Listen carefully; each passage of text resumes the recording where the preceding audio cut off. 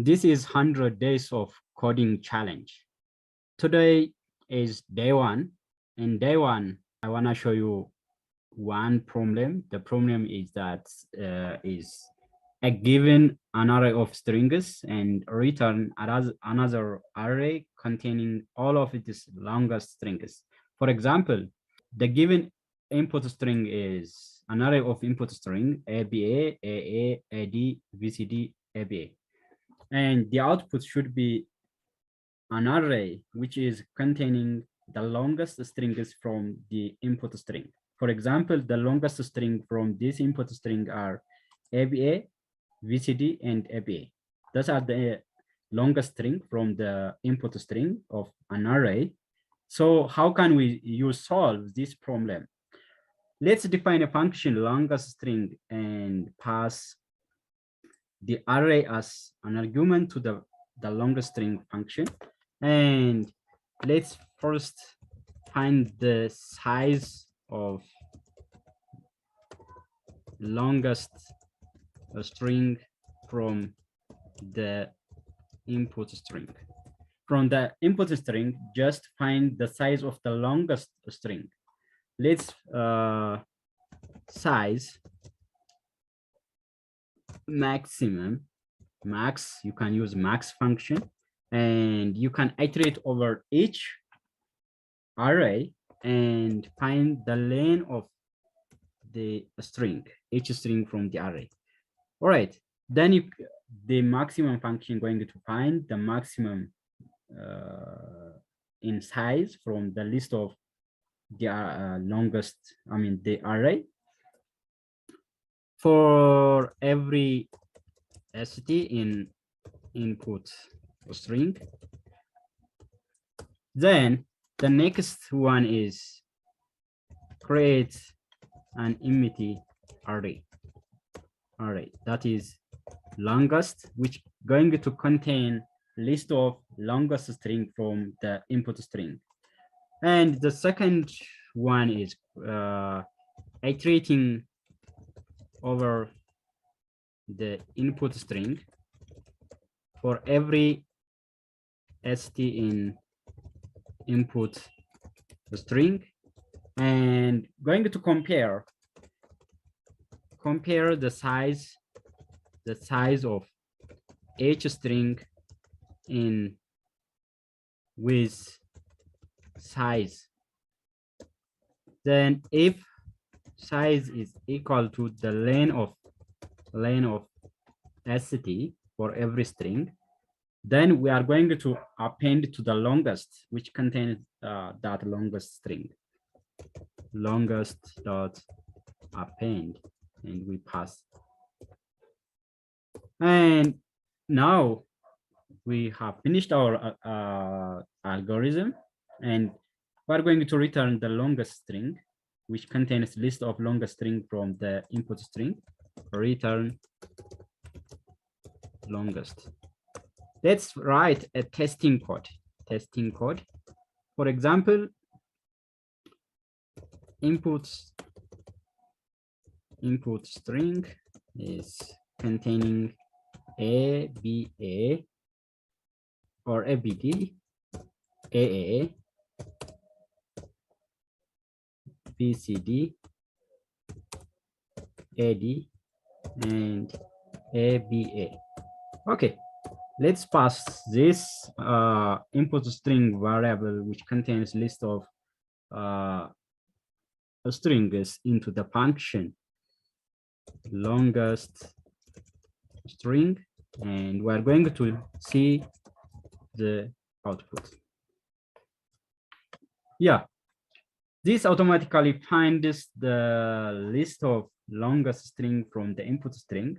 You may have large number of arrays in this input string, and you are going to find the longest strings from the array. So the longest strings in this input array is ABD, VCD, ABA. The others are not longest string in this input string. So this is a simple way how you can calculate, find the longest string from the input the given array of strings. This is a day one coding challenge. Subscribe, like, share. Day two. Day two is about find maximal difference of an array. Given an array of integers, find the maximal absolute difference between any two of its adjacent elements. For example, here an array containing 2, 4, 1, 0, and the output should be 3. So how can you find the absolute difference between any two of its adjacent elements using programming? So manually, we can just calculate the adjacent differences of the array. 2 minus 4 is minus 2. That is the absolute value of minus 2 is 2. Minus 2 minus 1 is minus 3. Minus 3 minus 0 is minus 3. So the absolute value of minus 3 is 3. And 10 minus 11 is minus 1. Minus 1 minus 30 is minus 2. The absolute value is 2. So we can do this manually, but how can we solve using programming? How can we bring a solution, programmatic solution for this problem? Okay, I'm going to just show you my solution. I solved this problem on Code Signal website. You can check out and you can solve, you can contribute your solution for this problem. And I will show you my own solution for this problem right now. First solution is just first define the variable div, which contains list of 0 with the length of r, and for every I in the range of length ar minus 1. So just we can subtract minus 1 from the array length, and we can just assign the value, because the for example, if we use this, we have 4 number of elements, so we will have 4 here, 4 zeros, and we assign each index with arr index I minus, that is the adjacent difference, arr minus I plus 1. That is the next, the first one is index 0 and the second is index 1. We just subtract from index 1. Then we can return this div, absolute value of maximum div. Okay, let's test solution 2410, and we get 3. That's correct. What about the second testing? We can make sure that our code, our solution is perfect for every test. It should pass all testing stages of the unit test or other tests. Let's try to use another test solution that is 10, 11, and 30. It should 2, but the result is 0. So it doesn't work for the second test. So I have to absolute value each difference. Absolute value each difference here, not the result of the sequence, the list. So I should avoid this one. Div, maximum from that. That is true. It's correct. What about the second, the first one? It's true. So this is a good solution. It works for both testing and it passes the 2 testing stages. And we also use another solution. Let's try to see the second solution. the second solution is, let's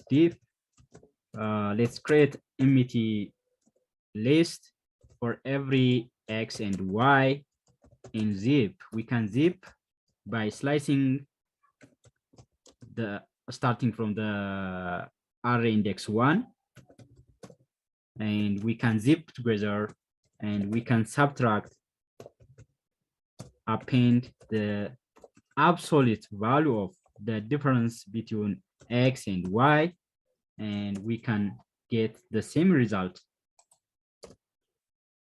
That's correct. So you can use either the first solution or the second solution. You can also bring your own solution for this problem that's going to find the maximal absolute difference between any two of its adjacent elements in the array.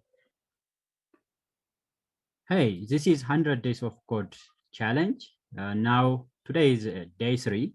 Day 3, we are going to determine is likely or not based on ticket numbers.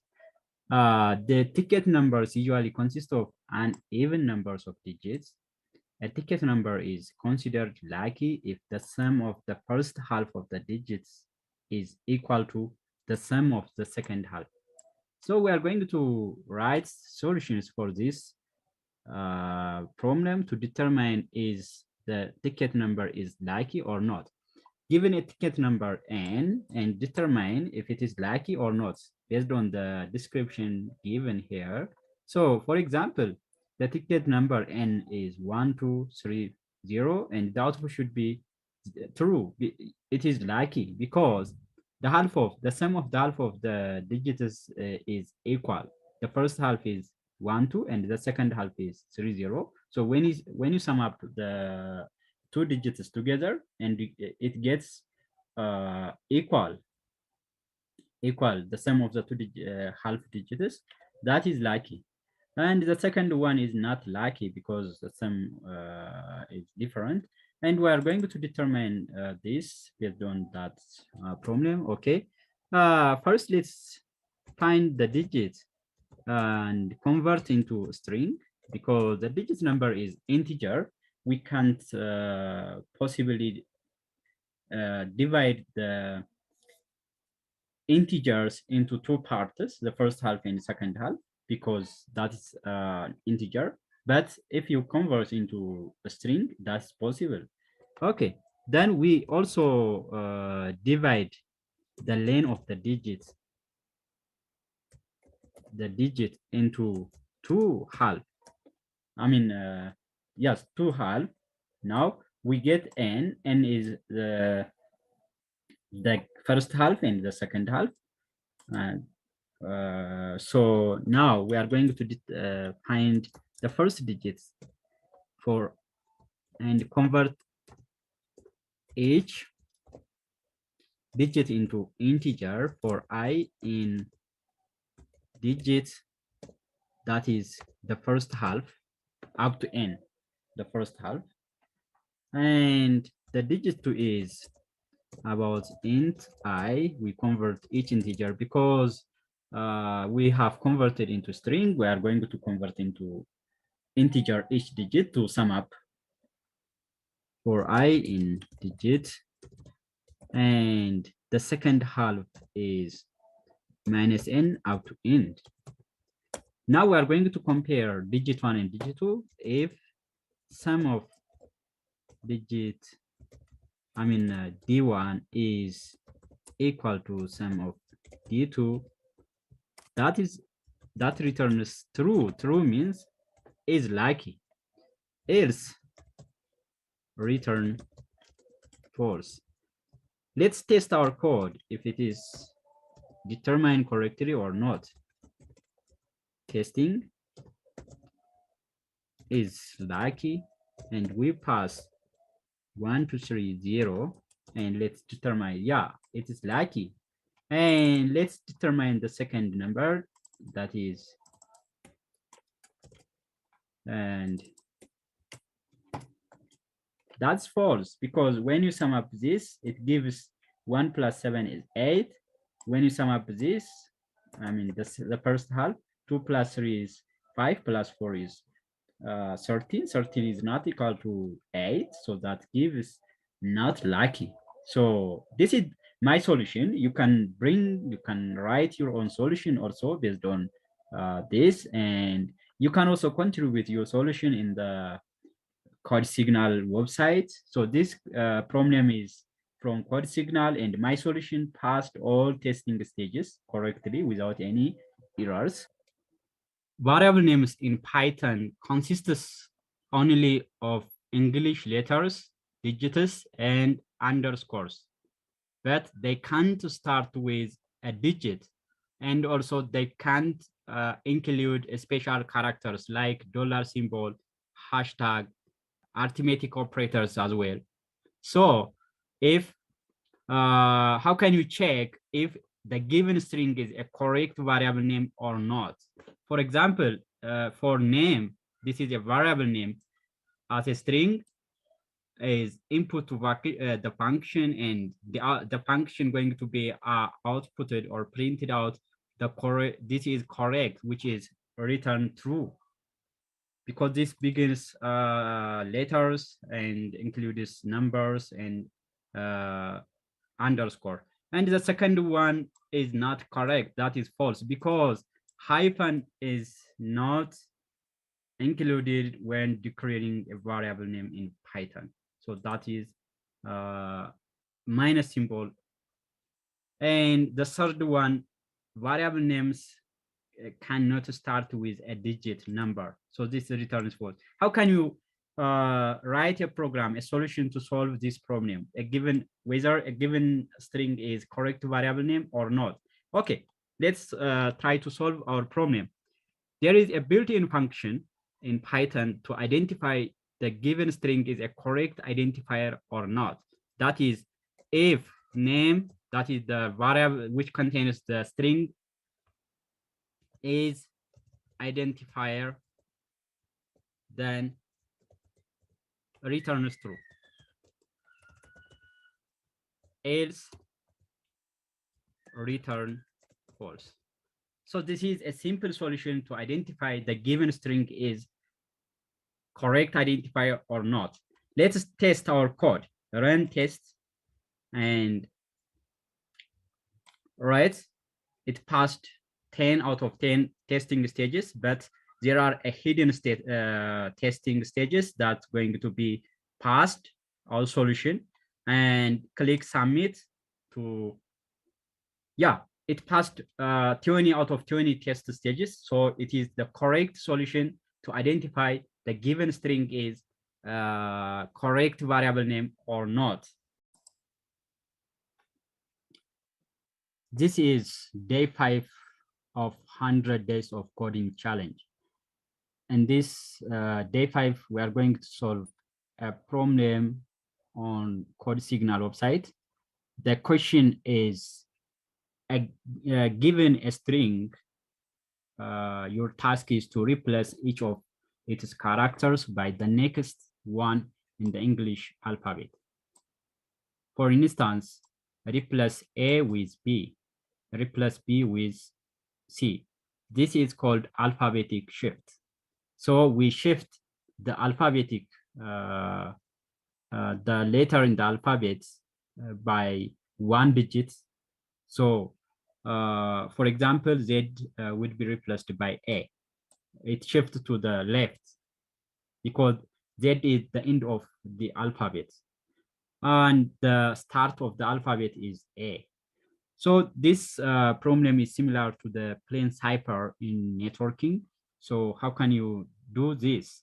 For input string crazy, the output should be DSBS. Okay, let's try to see the solutions. How can we solve this problem? First, let's talk about the 2 important functions we are going to use in this to solve this problem. One is ORD. ORD is a Python built-in function that returns the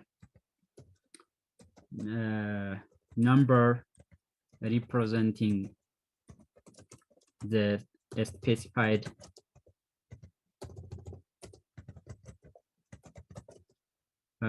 character in the alphabet.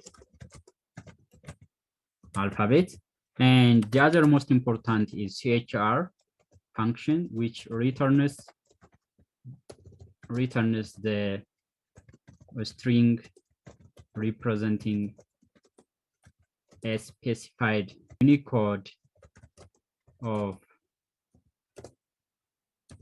number. And let's look at our solution. That is, let's define an MBT variable which contains a string, and let's iterate over the input string. And for I in list of input string, we convert the input string into list to easily iterate each character in the input string. Then we shift. In this case, we are going to use ORD and I. So this ORD converts the character into number, which representing the specified character, and we subtract the ORD of A, that is 97 actually. A representing in number is 97. And then finally we add 1 because that character should be shifted by 1 digit. So the shifting is already, we know that is 1. And we modulus the result of the shift by 26 because we have 26 number of letters in the English alphabet. And finally, we add 97 because that is A, representing A in the alphabet. Now we just append to the string, that is CHR SH, because the result of this could be number. So what is the a string representing of a specified Unicode of the number? So it converts to a specified character from that number.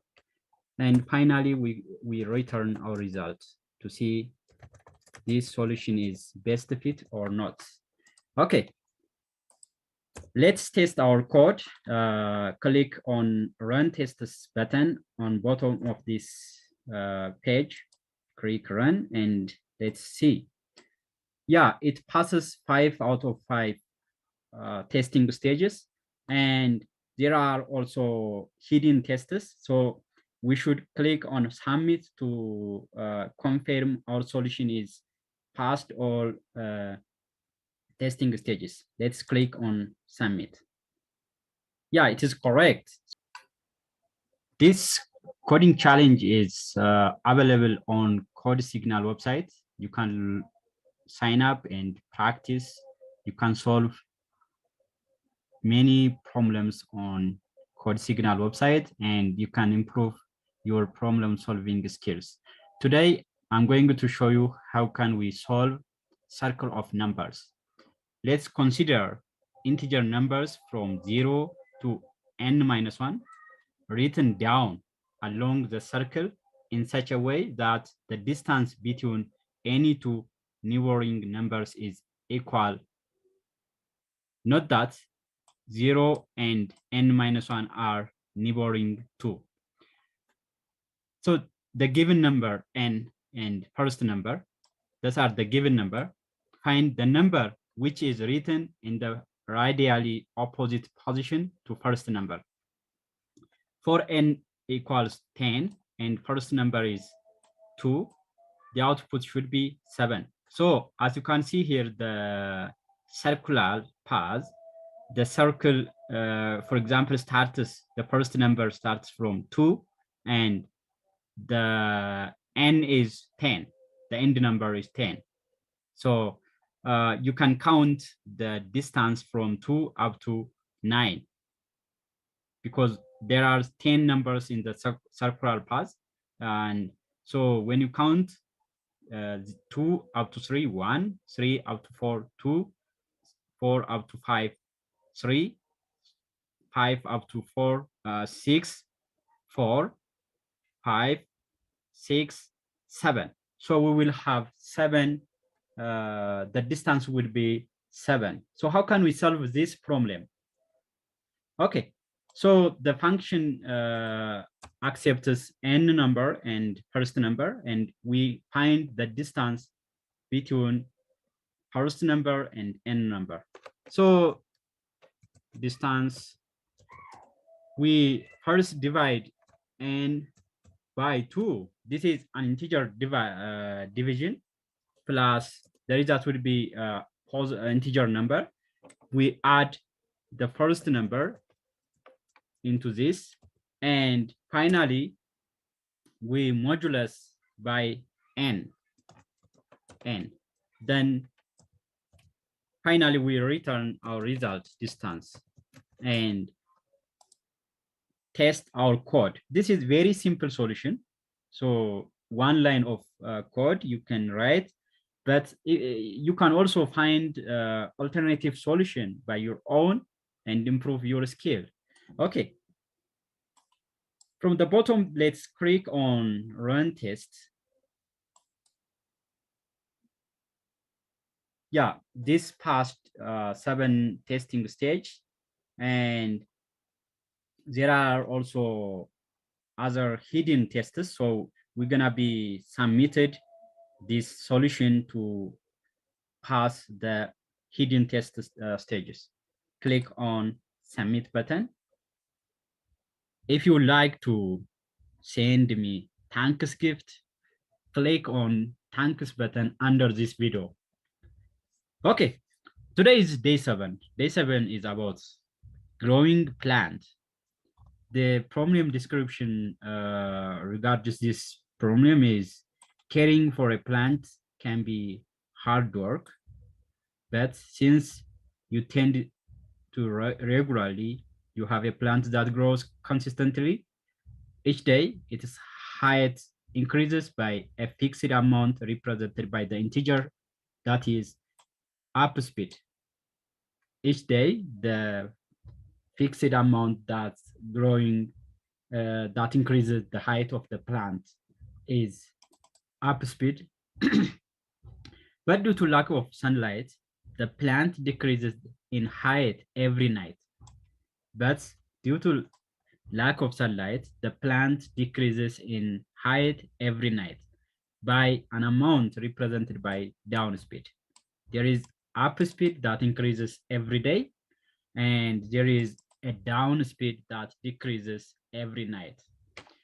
Since you grew the plant from a seed, it started at height 0. That is the initial of the height of the plant at the starting point, given an integer that is desired height, that is the height of the plant. Your task is to find how many days it will take for the plant to reach this desired height. So you are asked to find the days, how many days it will take to reach the desired height that starts from the initial height, that is 0, and it speed up by or increase by up speed integer values every day, and it also decreased by down speed every night. So for instance, up speed is 100, down speed is 10, and desired height is 910. So how many days it will take to reach this desired height? The output should be this one, that is 10 days. It will take 10 days. This is the logic. You can see the table. So how can we write a solution for this problem?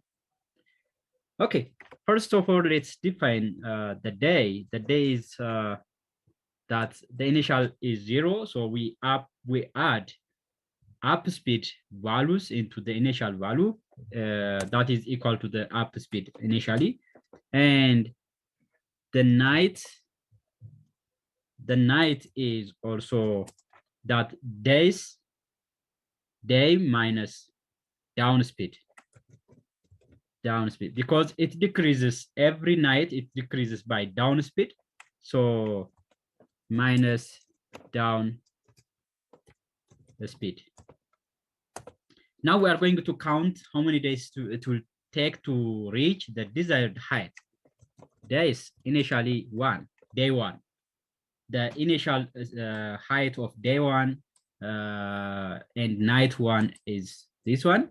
So we are going to use while loop in this regard. So every day is less than desired height, then the day going to be increased by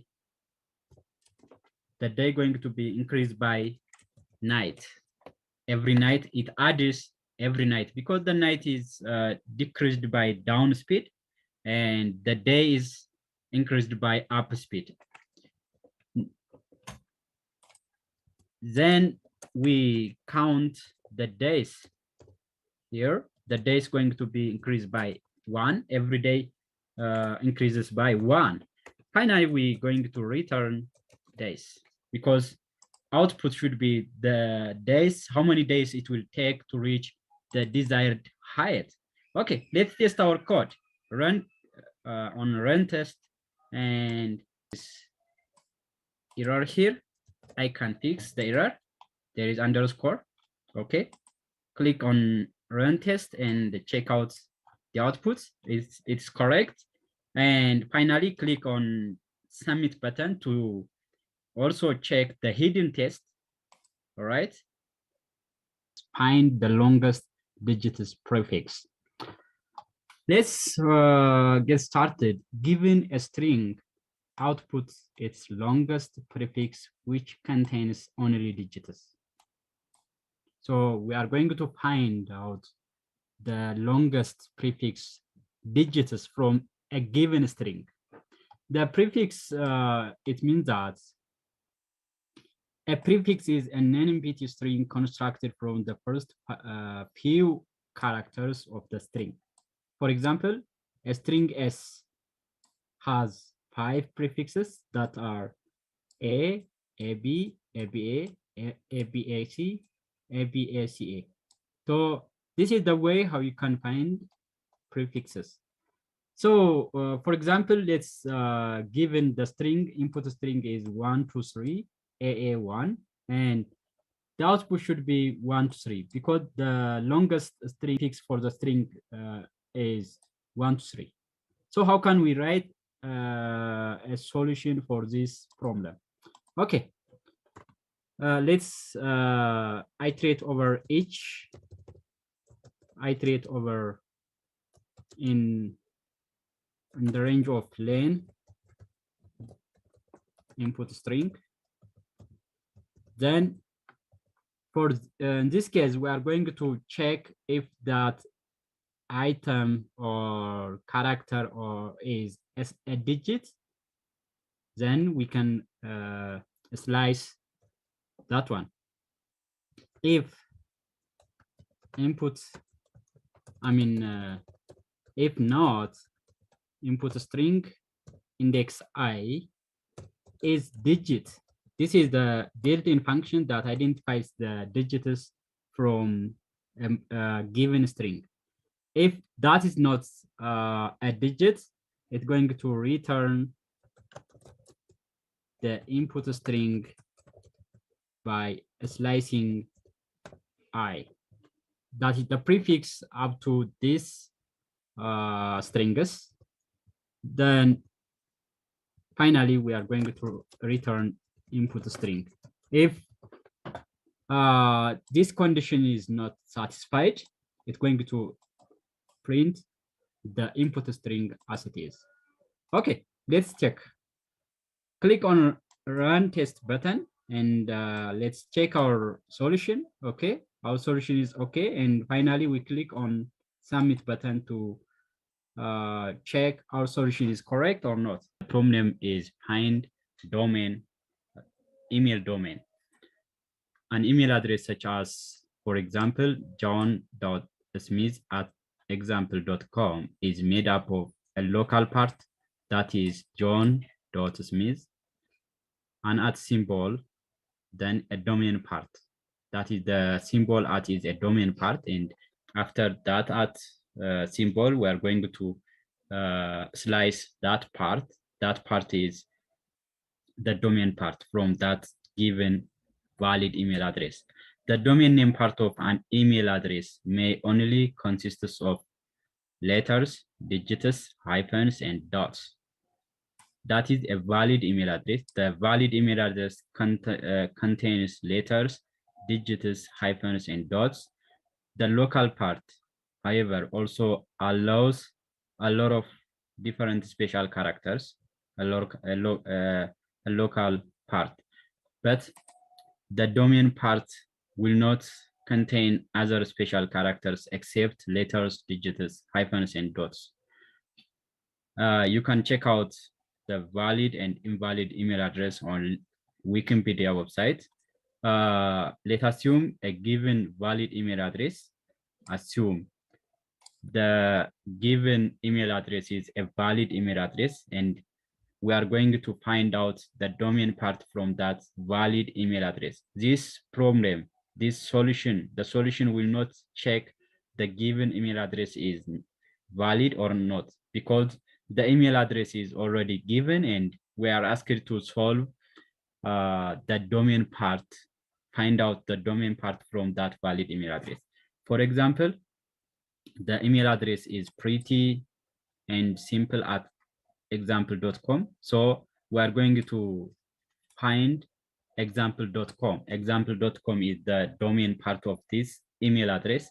And the second, for example, fully hyphen qualified hyphen domain at codesignal.com. The domain is codesignal.com. The output should be codesignal.com. So this, we are going to solve this problem. Okay. Let's try to solve the problem here. First, we are going to iterate over each the array of the address I in the range of len address.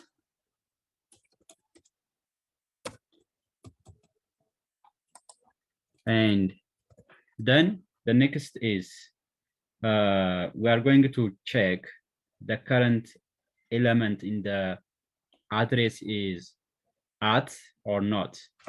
If address at index I is equals to at symbol, and we also check after the next element.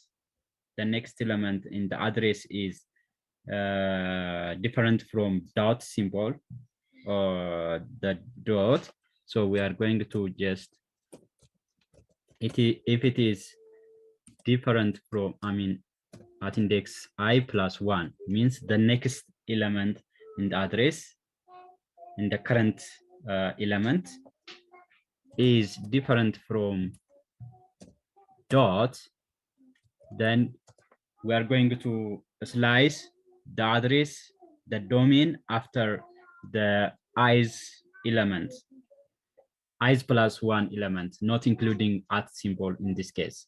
So a slice and return that part, return address at I plus 1 up to the end. We slice. If this condition going to be satisfied, it will return, it will slice the elements after i's plus 1 and return the result. Otherwise, it return the address. If this condition will not satisfy, then return the address, which means that address, the given address is domain. Okay, let's check our code. Let's click on run test. Okay, it's correct. For example, we can check out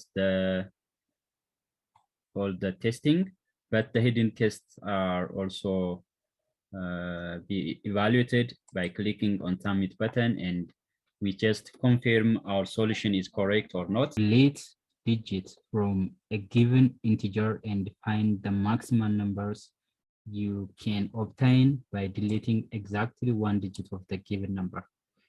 For example, the given numbers are 152 and exactly delete one digit from the given number and find the maximal number.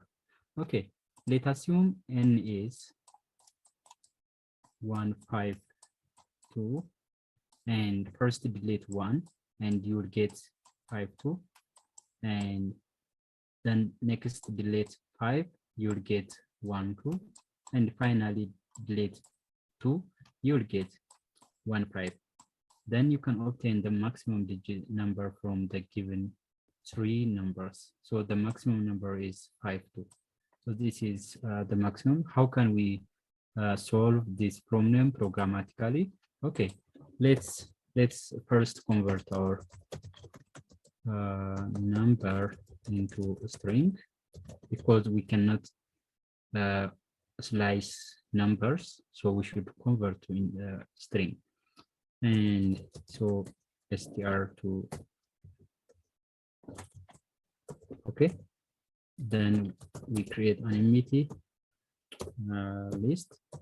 Let's iterate over I in the range of len d, and we append the slicing result into res. So we slice d up to I and concatenate and slice I plus 1 up to the end. Okay, and then finally we return the maximum of the digit, the given digit, by iterating over each and converting each element into integer for I in res. Okay, once you finish this, and finally click on run test button to test our solution is correct or not. Okay, let's check. Yeah, our solution is correct. Finally click on submit button to check our hidden solutions. Also, you are taking part in an escape room challenge designed specifically for programmers. In your efforts to find a clue, you found a binary code written on the wall behind the vase and realized that it must be an encrypted message. After some thoughts, your first guess is that each consecutive 8 bits of the code stand for the character with the corresponding extended ASCII code. Assuming that your hunch is correct, decode the message. Okay, for example, the given code is look like this, and the output should be hello exclamation mark. So we are going to solve this problem to encode the given coded message. The first 8 characters of the code are this one, which is 72 in the binary numerical system. 72 stands for H in the ASCII table, so the first letter is H. Other letters can be obtained in the same manner. Okay, let's try to solve this problem. First, we first divide the code into 8 characters each, because the one it represents 8 bits. So let's do this. For every I in the range of 0 up to len code, we stepwise this by 8 digits.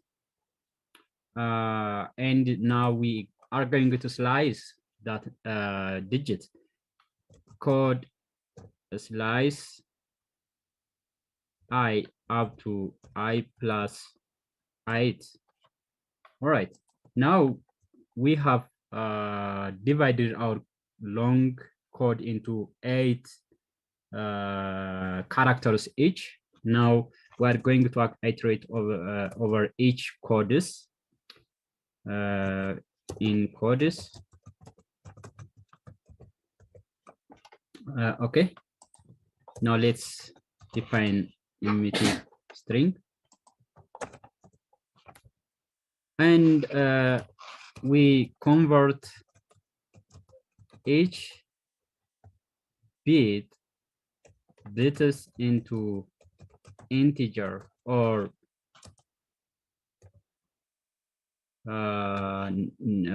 binary numeric number. Okay, because it is a character actually, and we convert into numeric number. To this num int bits be into 2 digits, right? That is the binary is representing 2. Now we just append concatenate to the variable race by converting the number into character.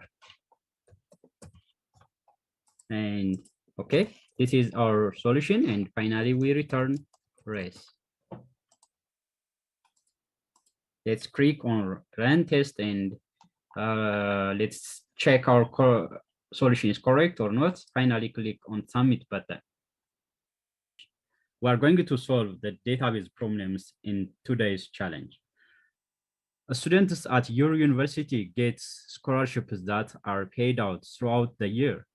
Information about the scholarships is stored in the table scholarships, which has the structure ID that identifies the student's scholarship, the amount of the annual scholarship the student has been awarded.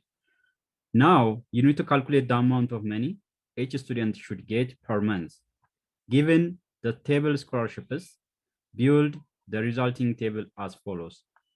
The table should have the same columns as the initial table, but the scholarship column should contain the amount of students' monthly scholarship payouts. The rows should be ordered by the student's ID. This is the given scholarship table, and you are required to build this table, which calculated the amount of scholarship that the student pay out monthly. This is a database, and you are thinking about how to select columns from the database and calculate the amount of scholarships, and it's going to be ordered by ID. Okay, first let's select ID and the scholarship table, and we divided the scholarship by 12 because this is annual, and we are going to find the amount of scholarship that the student should pay out monthly, and we give this table column name as the same column name. We retrieve that from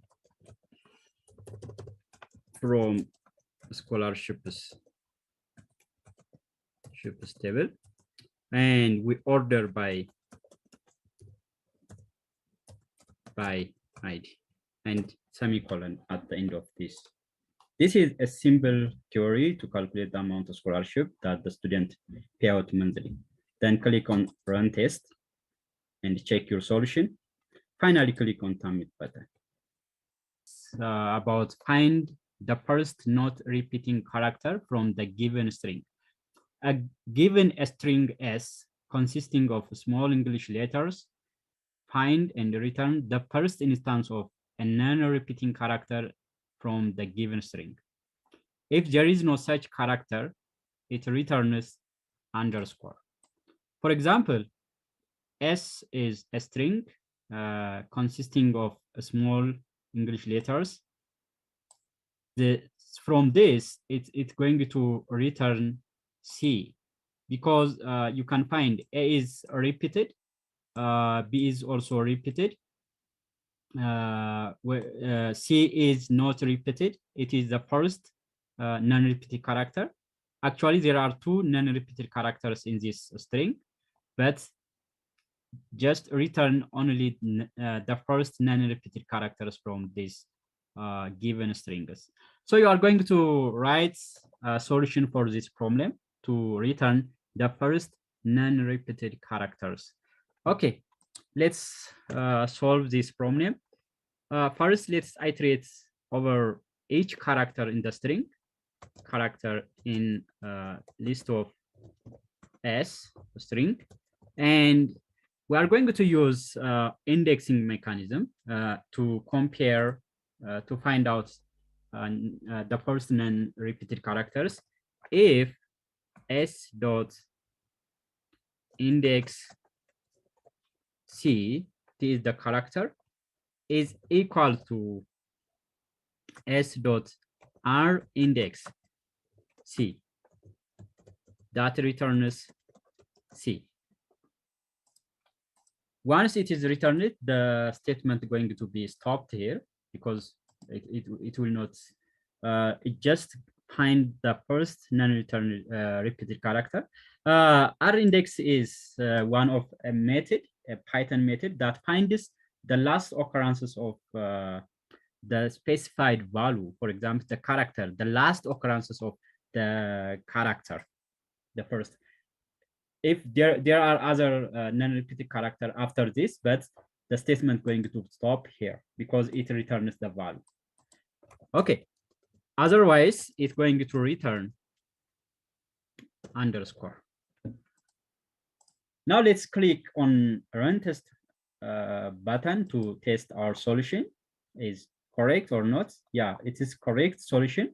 And finally click on submit button to also confirm our solution is passed all the hidden tests. A cryptarism is a mathematical puzzle for which the goal is to find the correspondence between letters and digits, such that the given arithmetic equation consisting of letters holds true when the letters are converted to digits.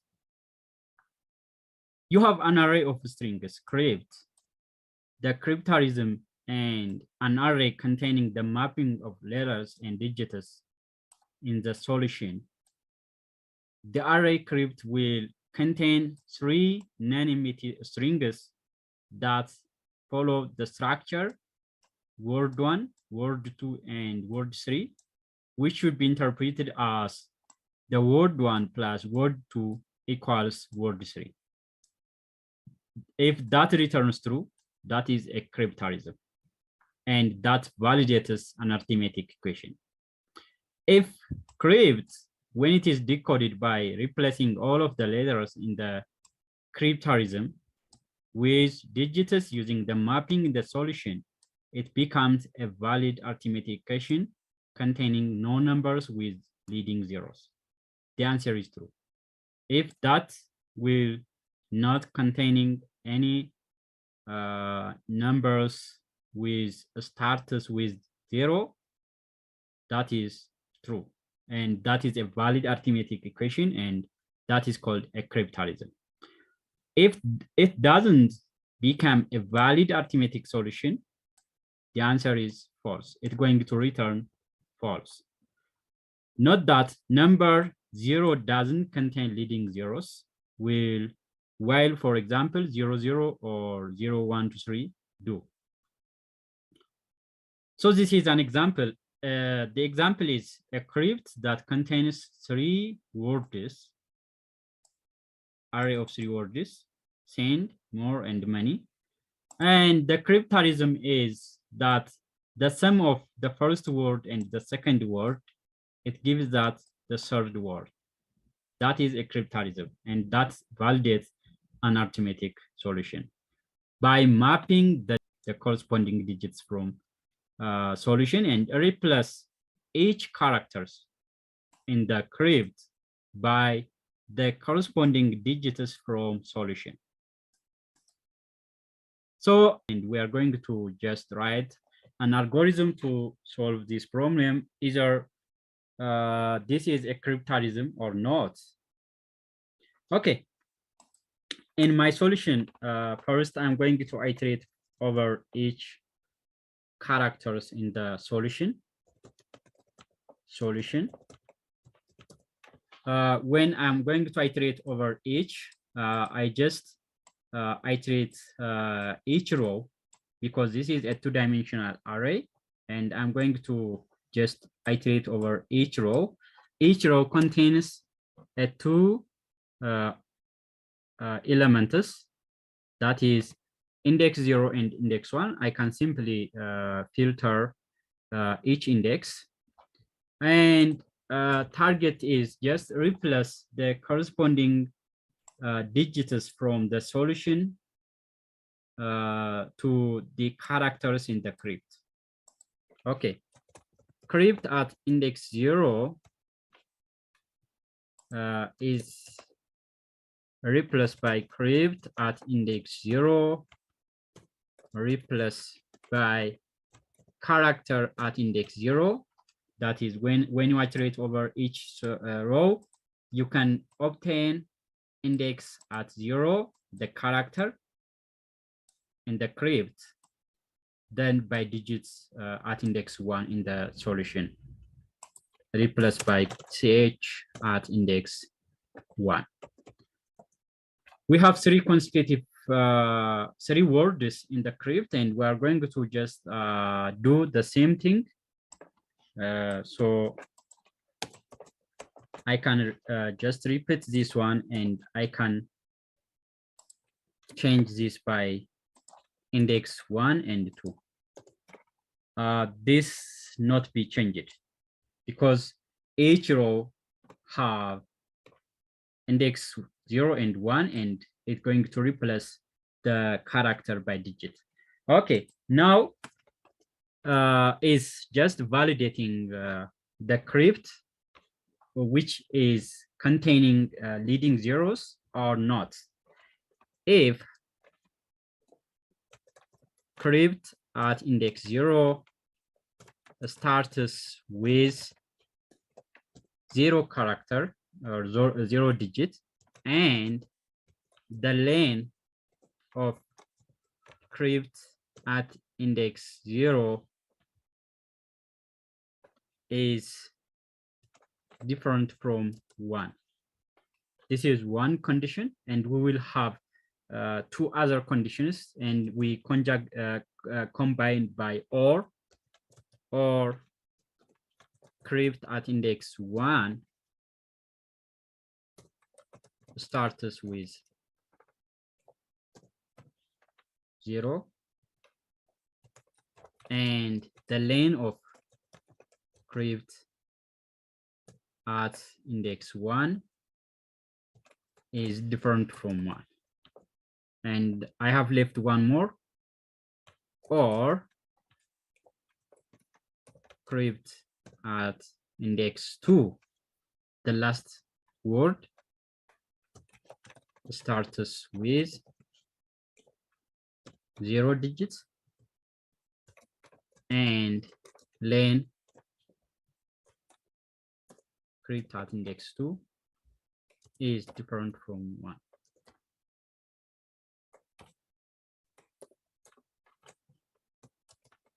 Okay, if satisfies this condition, which means the either one of the three words containing leading zeros or starts with 0, or the length of the first word or the second word, the third word is different from 1, it returns false.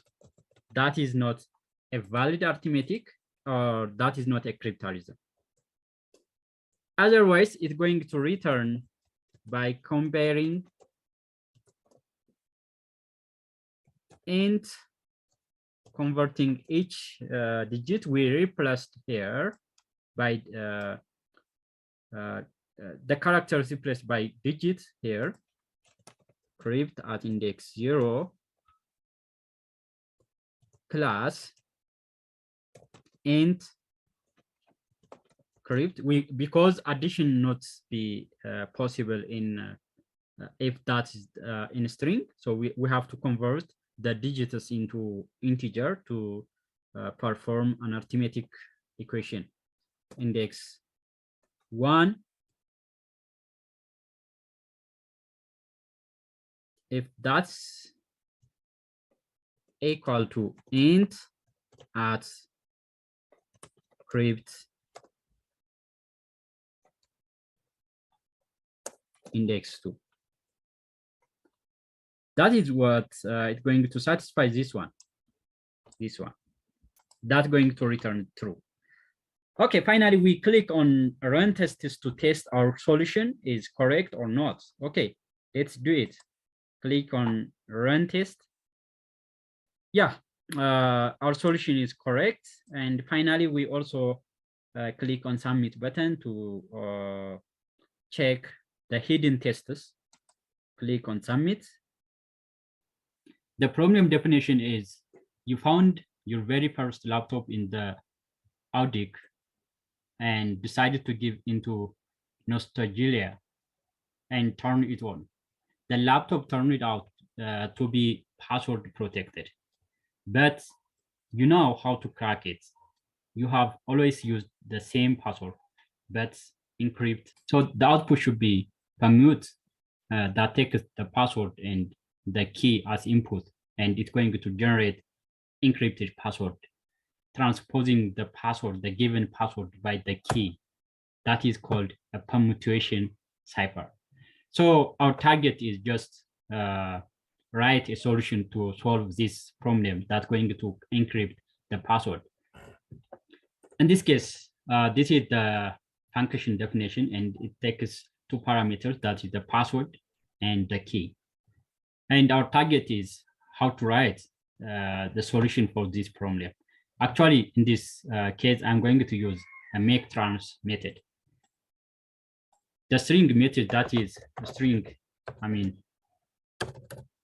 str dot make trans, that takes the input, for example, ABC and BCD. This going to return a mapping. This make trans is the string method that's going to return a mapping table that can be used with translate method. So this mapping table for translation usable for translate method, and it is a static method method that can create a one-to-one mapping of a character to its translation or replacement. For example, in this case, for example, this is a given password and this is a key, let's assume, and it creates a mapping, a one-to-one mapping. For example, the A in the numeric representation of the A is 97. The second argument of the first letter is 98, and it creates just like this until the end of all the characters. So this is the most important method that creates a mapping that's going to use for translation to replace the password with the key. So in this case, what about, there is another method, because we are going to just replace the given password, the key, we are going to create a mapping of the all alphabets starting from A to Z by using a key, the given key. So we are going to use a string method. This string method has the ASCII characters. Instead of writing each small letter character in a variable, we can just use string ASCII lowercase. This takes all the lowercases starting from A to Z. So we are going to just replace here string dot ASCII lowercase, and let's take the key from the given example.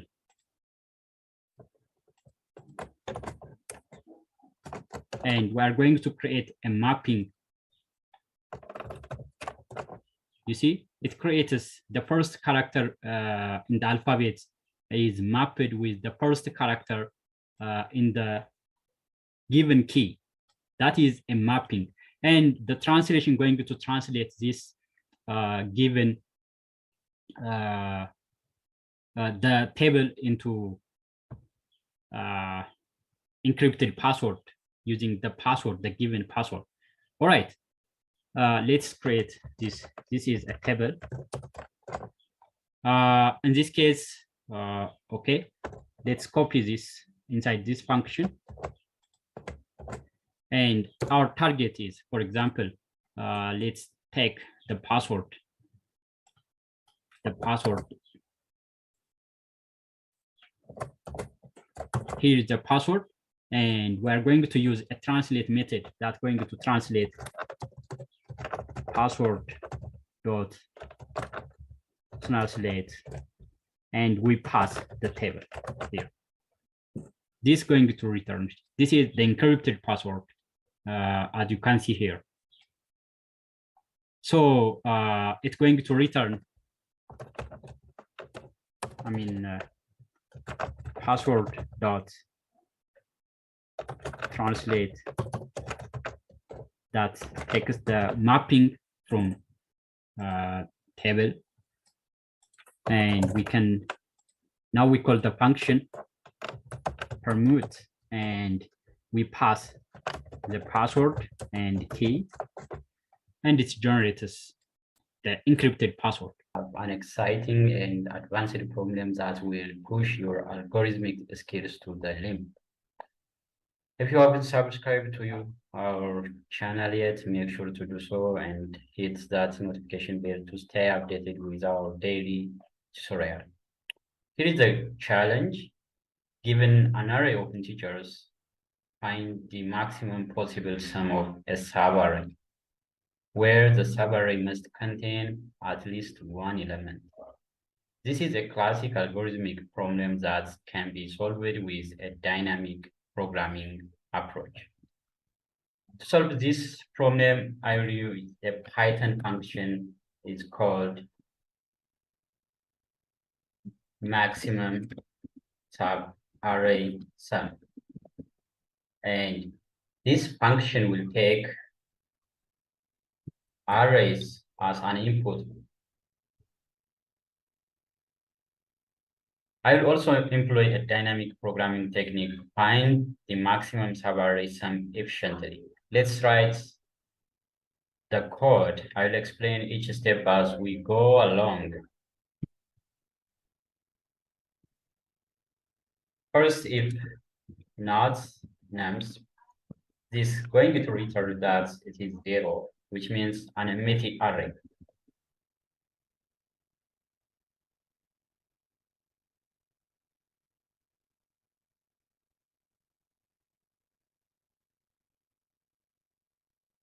And let's define the maximum sum. Is the first nums or the first element in the list of array, and find the current sum, which is also the first array element. Okay, then we're going to iterate through each element in the array, starting from the first element up to the end of the array elements. Because I already assigned the first element as a maximum sum and current sum, and going to find the sum of the maximum sum of the subarray from a given array elements. Let's define here, assign the current sum by finding maximum of none, the current elements, while iterating over the number of the array elements, and the current sum plus none. The current sum is initially the first element in the array, and it's going to add the the current element in the current sum and find the maximum in between the num or the number in the current iteration and the sum of the current number in the current iteration over with the current sum. Now here, let's assign maximum sum, maximum of the max sum, which was initially assigned by and current sum. And assign them to find the maximum sum here, just find the maximum or in between maximum sum and current sum. The current sum is already here. Then finally, it's going to return, the function going to return that the maximum sum. Okay, this is a systematic or dynamic programming approach to solve this problem. Next, let's test this function.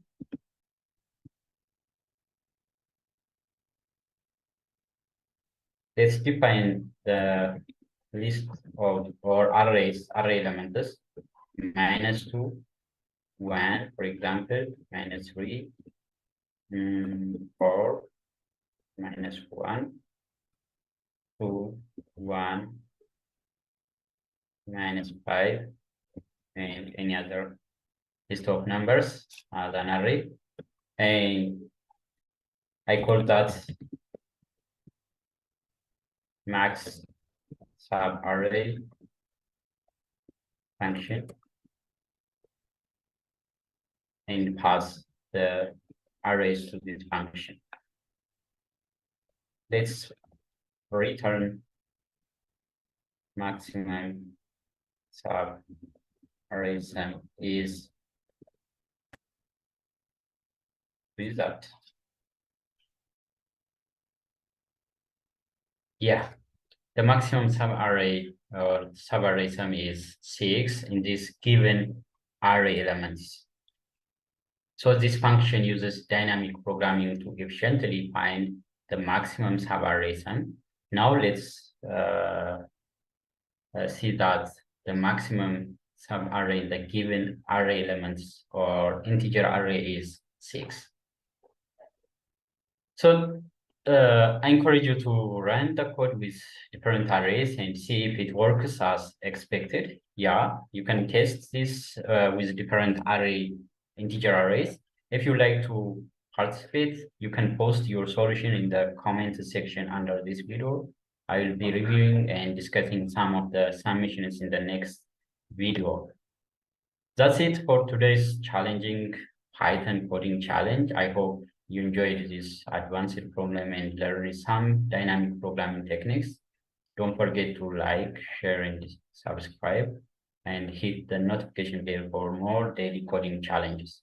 If you have any questions or suggestions for future challenges, please leave a comment below, and see you in the next video.